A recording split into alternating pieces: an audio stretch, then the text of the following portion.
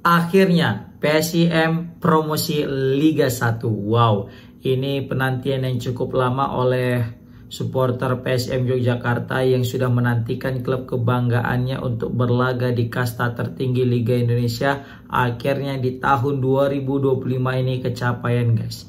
Bukan apa-apa, dengan kemenangan atas tim tamu yaitu PSPS Pekanbaru. Dengan kemenangan 2-1 itu sekaligus mengunci kemenangan dan sekaligus mengunci tiket Liga 1 oleh PSIM, yang mana ini pertandingan hidup mati yang memperebutkan satu tiket ke Liga 1. Semula banyak yang memang pasti akan memprediksi PSIM lah yang akan menang, PSIM lah yang akan melenggang mulus. Tapi itu tidak berjalan mulus, guys. Kenapa? Karena PSPS juga punya misi ingin mempertaruhkan pertandingan ini sebagai pertandingan hidup dan mati agar bisa mendapatkan satu tiket Liga 1. Dan terbukti PSPS mampu menyulitkan PSM Yogyakarta di kandangnya sendiri. Yang meskipun harus bermain dengan 10 pemain, tapi Ilham Patomi DKK itu tidak mudah menyerah, guys. Ditambah lagi mereka juga tidak diperkuat oleh legion asing mereka yang bisa kita bilang kena akumulasi kartu, yaitu John Odimena. Maka mau tak mau mereka hanya bisa mengandalkan sebagian besar adalah pemain lokal mereka dan juga Noriki Akada. Dan memang ada pemain cadangan di situ adalah Douglas Cruz, tapi tidak diturunkan sebagai starter. Dan di sini yang menarik adalah bagaimana semangat juang anak-anak Pekanbaru yang ingin betul-betul mencari tiket Liga 1. Tapi apa hendak dikata, mereka mendapatkan musibah di mana Fatur Rahman harus dikeluarkan dari lapangan karena mengganjal seorang pemain daripada PSM Yogyakarta, sehingga harus dihadiahi dengan kartu merah. Nah, di sini juga sebelumnya Rafinya sudah mencetak 1 gol ya, yang mana membuat PSM unggul. PSM unggul melalui penalti saat Rafinya itu dilanggar oleh bek PSPS. Nah, penalti, dan di situ yang paling menarik adalah bagaimana cara dari Rafinya menendang penalti yang bisa kita bilang spektakuler. Bukan apa-apa, dia menendangnya dengan ala Panenka. Belum pernah kita temukan di Liga 2 tahun ini seorang eksekutor penalti itu melakukan gol melalui mengeksekutor penalti itu dengan Panenka, dan sukses Panenkanya mengelabuhi kiper daripada Pekanbaru.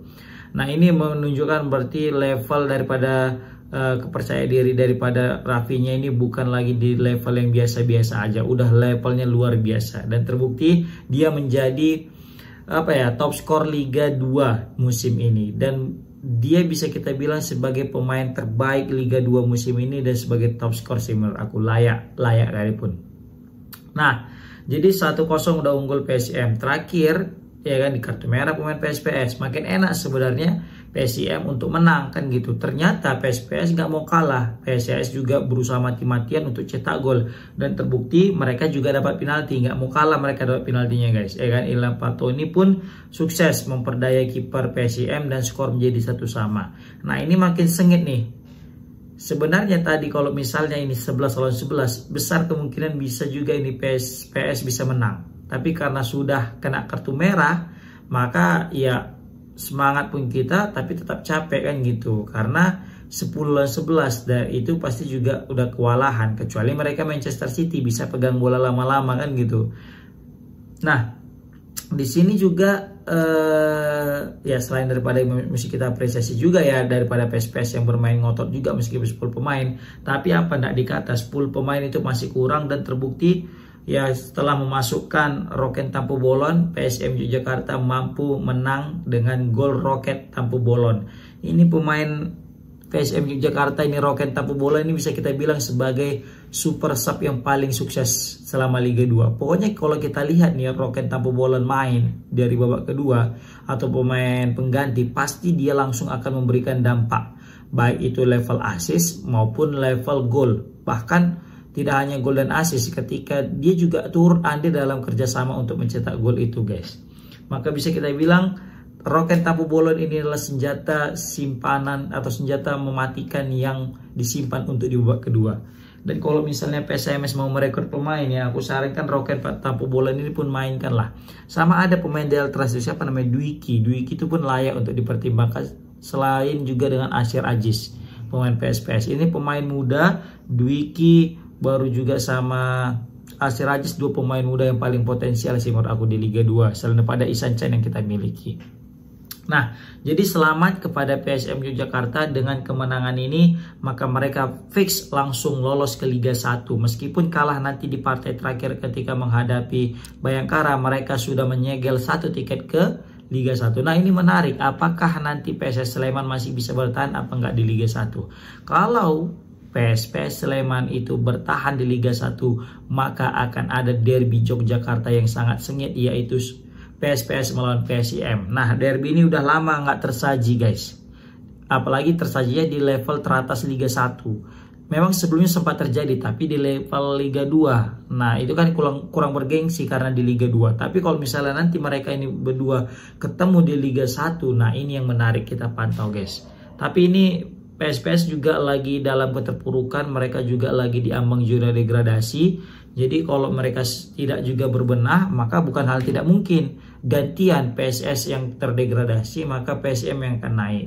Seperti itu guys. Nah, jadi kalau kita lihat dari ball possession juga PSM jauh lebih unggul, 56 banding 44. Tendangan ke gawang juga ada 10 ya.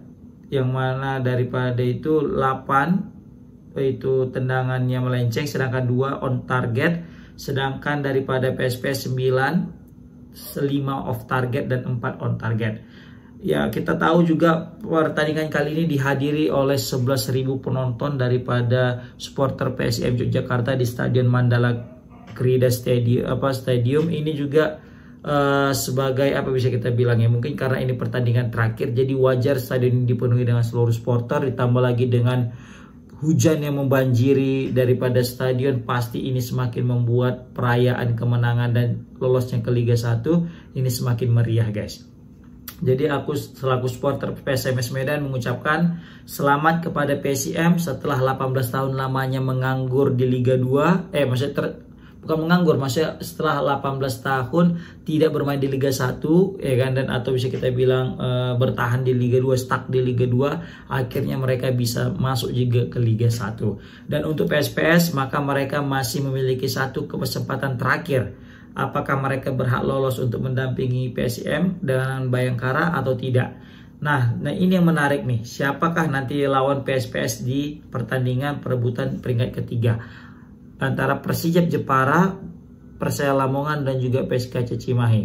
Nah, ini tidak ada lawan yang mudah untuk PSPS. PSPS pernah kalah lawan PSKC Cimahi. PSPS juga belum sempat ya bertemu dengan ini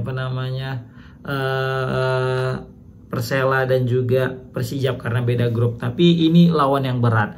Maka dari itu kalau mau PSPS bisa lolos ke Liga 1, mereka harus tampil konsisten dan bisa menerapkan permainan yang pernah mereka raih ketika melawan Persiraja Banda Aceh dan juga ketika menghadapi apalagi ya sebenarnya lawan PSM Yogyakarta hari ini pun juga tidak buruk-buruk amat, tapi memang karena kesalahan teknis, pelanggaran terakhir mereka pun jadi kewalahan kan gitu.